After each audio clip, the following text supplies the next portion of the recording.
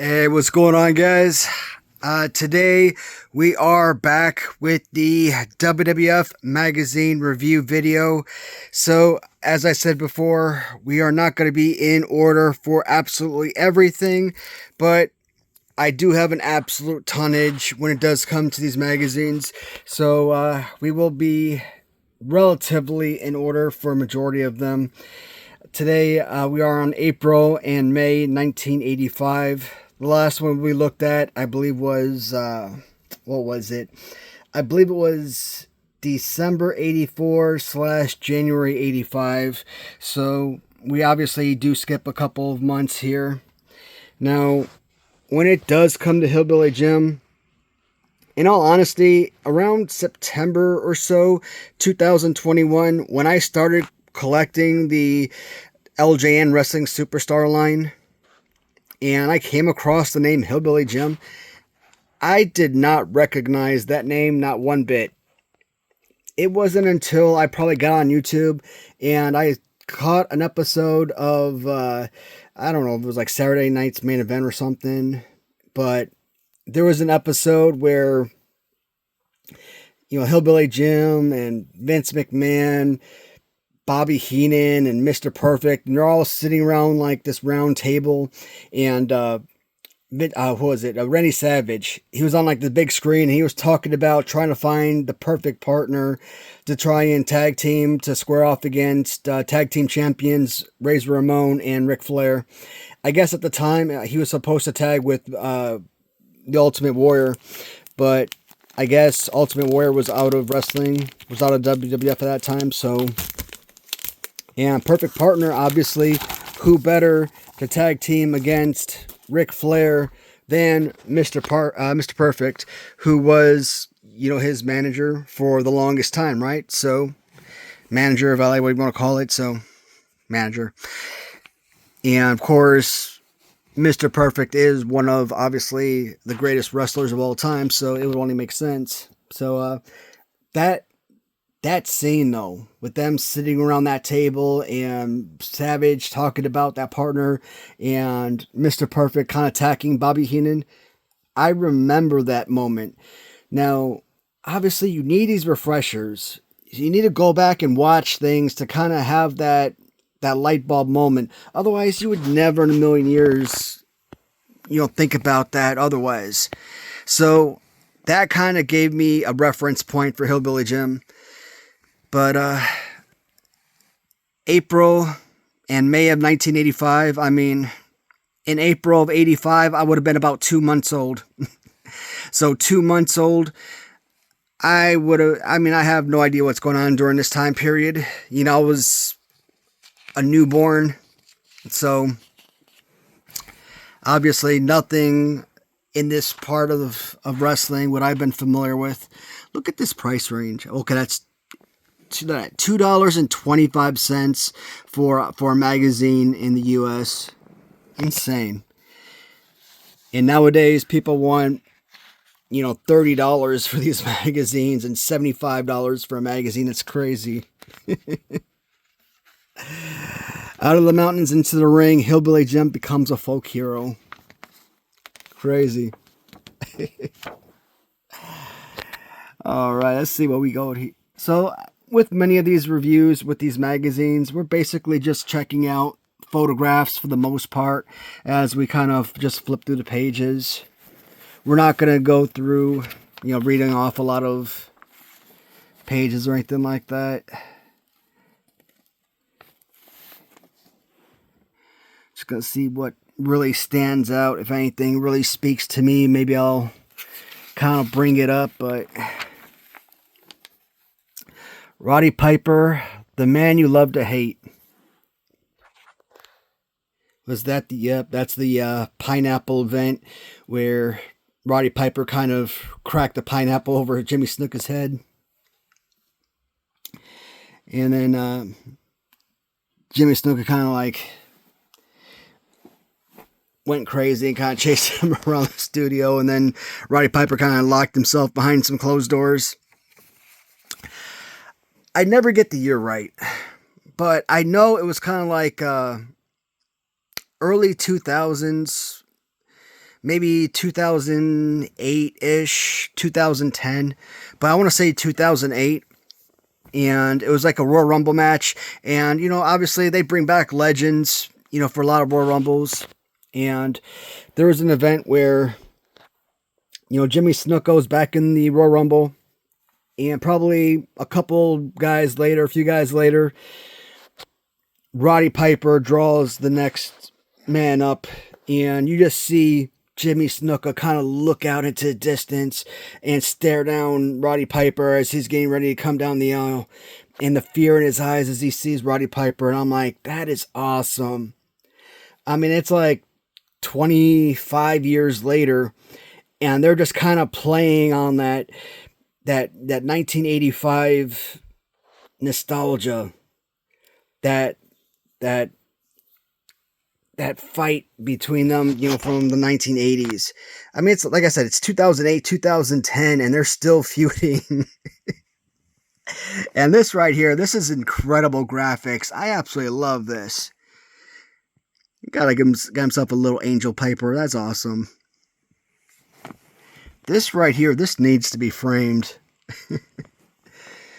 Obviously, I don't want to, damage the magazine itself, but otherwise, if I could find a picture frame big enough, this would deserve to be framed. Is that Murdoch?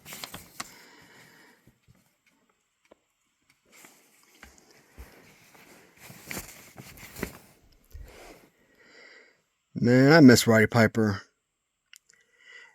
And Roddy Piper, real life, Roddy Piper is one of the coolest freaking dudes in the world, man. One of the nicest guys. And you see like Roddy Piper and like the Mario Brothers cartoons and everything, man. The Mario Brothers show. Freaking awesome. And it wasn't, it's like maybe a year ago when I finally saw the They Live sci-fi / horror movie.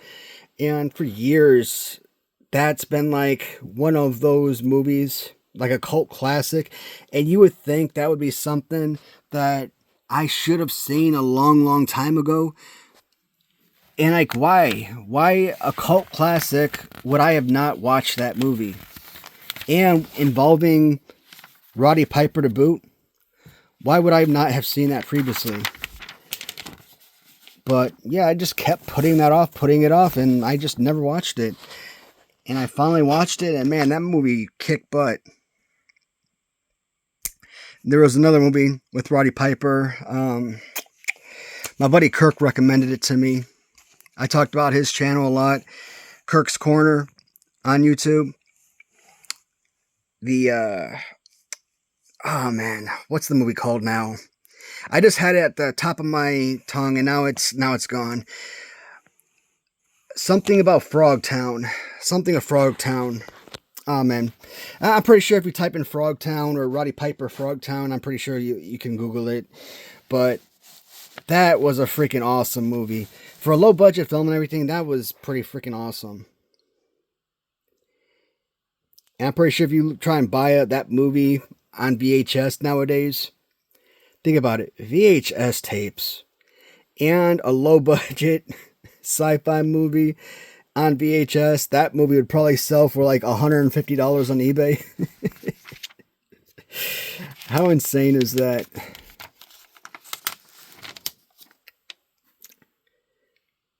Roddy Piper.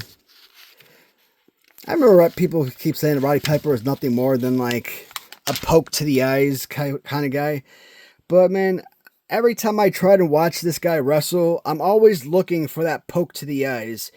Like that's what I'm waiting for. Like when you watch Ric Flair wrestle, Ric Flair is a chop across the chest guy. And then, they throw him against the ropes. He always does like this spin over the turnbuckle and everything. And then he kind of does like this little dance, and then he does this drop face forward type of deal, which is always really annoying. I'm like, man, that's really bad acting. Stop it, Rick. Or you look at Andre the Giant, right? And he's a bear hug guy, and he's a headbutt guy, and a chop guy, and a booty bust against the ropes guy. But you know, they say like Roddy Piper is this poke in the eye guy. And yes, he does poke you in the eyes a lot. But they make it seem like that's his only move. And I'm like, no.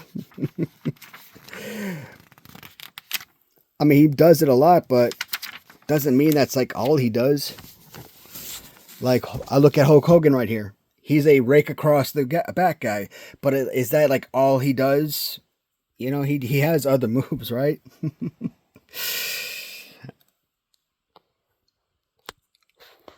I talk about Cyndi Lauper and Lil Albano a lot. You know, growing up in Chicago, and one of the memes I'm about to post on my channel pretty soon, I keep putting it off, is Bozo the Clown. And I'm, you know, growing up, you know, morning time, I can't remember if it was like every day, if it was like Saturday mornings, but we used to always watch Bozo the Clown. And on WGN, you know, one of the things that we always wanted to do is be one of the contestants on the show. And at the end of the show, there's like these little 6 buckets, and you get like a little ping pong ball, and you throw it in the little bucket and you win prizes. Well, I bring that up because a lot of time on commercial, they always show commercials for Kittyland, and the theme song for Kittyland was, you know, girls just want to have fun. And obviously, girls want to have fun. Lou Albano played the father in that music video.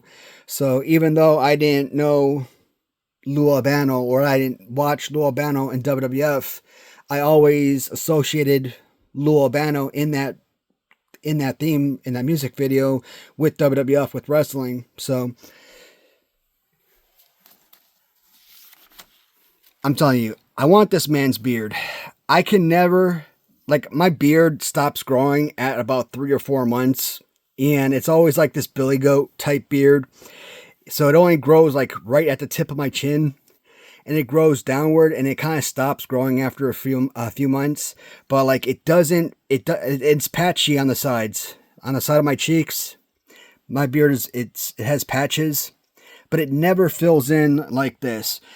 But I kind of look at this and I think about the guys from oh dang, what's that show called? Duck Dynasty. Oh man, Duck Dynasty. I used to watch that show when I was on deployment all the time. When I was a government contractor in Afghanistan a lot. Back in like the mid 2015 era time frame, 2017, something like that. And I used to love those guys. And I used to be so darn jealous of their beards. I swear to God, I want this man's beard. Not permanently, because that's too much hair, but I just want to be able to grow my hair like this at least once. So jealous of this man's hair. Out of the mountains and into the ring. Hillbilly Jim becomes a folk hero. I think we read that at the beginning of the magazine. So, you guys know the story with Hillbilly Jim and his LJN. So, with his original LJN Wrestling Superstar action figure, the original design was this right here, with him in a black t-shirt. And when you look at the back of the LJN Wrestling Superstar card, that's him wearing a black t-shirt. But when you get the actual figure, it's him wearing a red t-shirt.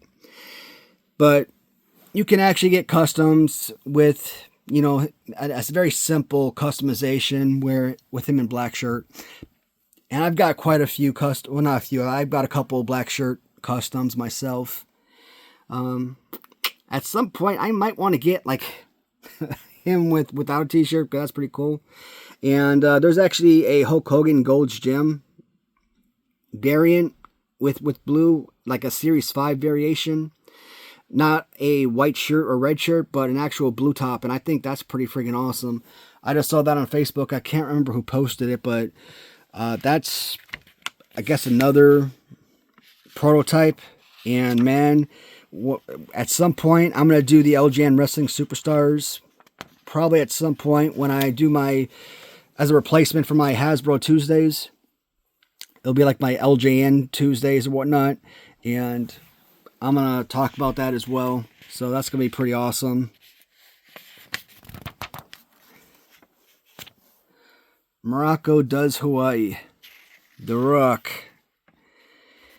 Magnificent time.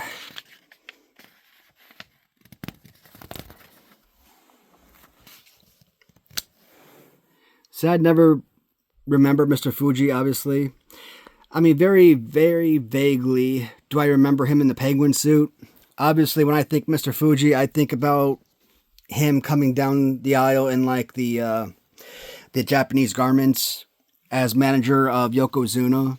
So, but like as manager of like Powers of Pain and Demolition, etc.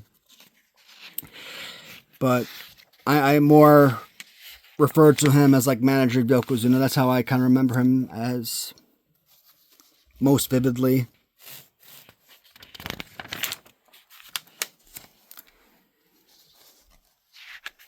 Alright, the Born in the USA, the phenomenon of Wyndham and Rotundo. So, that's actually Bray Wyatt's real name, Wyndham Rotundo. He actually passed away, I believe, last year, and that's actually, I mean, I didn't really watch him because, you know, he's a modern day wrestler, but that was a huge loss to the wrestling community. I mean, he was a young man. I think he was like 30 something.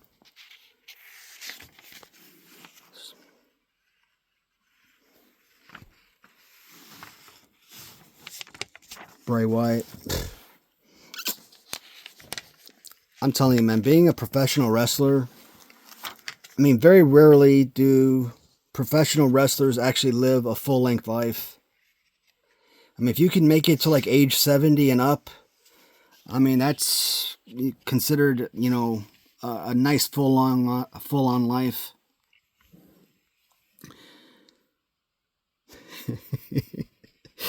I don't know what it is. There's something funny about these photos. See Hulk Hogan hold his little action figure.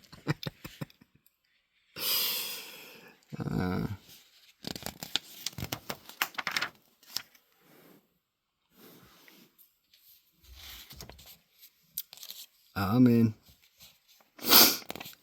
so that's not no. Rocky 3 was and that's not Rocky. That's not even close. No, that's not even close. For a second there, I thought that was Sylvester Stallone, but that's not even close. Besides, Rocky 3 came out in like 83, and this is 85, so... Butcher pins a bride on TNT. What's this? I see George Steele. I don't know what the heck's going on right here.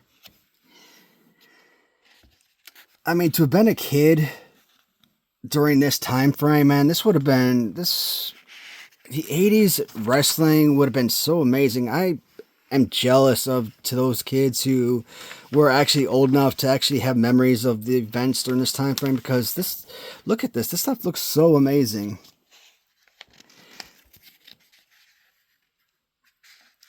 Butcher Vachon. A rare glimpse of Butcher Vachon's smiling bride.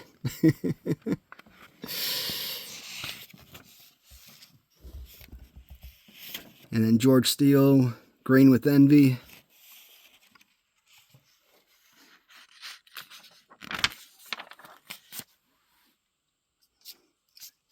Oh shoot, man, this looks like a fun party.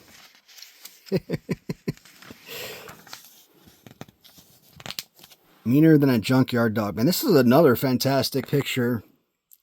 Again, if I didn't want to destroy this this magazine, I mean, this would have been a nice little picture to frame. The junkyard dog.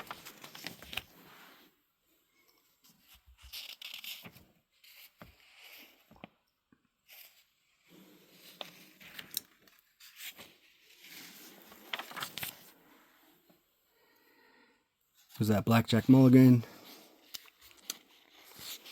Oh, I like his boots. You know what? I wouldn't mind a Blackjack Mulligan LJN. Namely, because I love those boots. Those boots are amazing.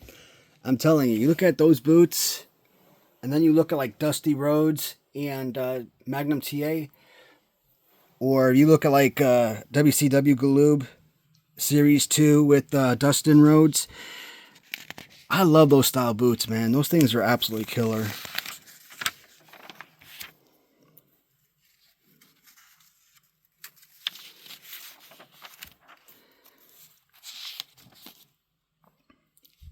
I'm telling you, with the right boots, man, it could really make or break a figure. We're at about 20 minutes, almost 20 and a half minutes. I'm trying to push through this video a little bit faster now. Sorry if I'm going too fast through the pages, but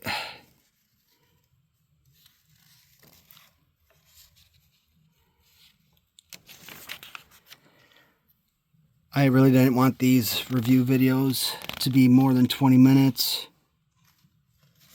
But it looks like this is pretty much it anyways. Actually, I think I have that trading card right there. Wendy, I think that's Wendy Ricker. Yep, Wendy. I think I have that trading card. Yep, that's the end of it. Well, that is the April/May 85 of Hillbilly Jim on the cover magazine. As always, guys, thank you so much for tuning in for this week's magazine review. Next Sunday, we will be back with the next review. Thanks for watching. See you guys.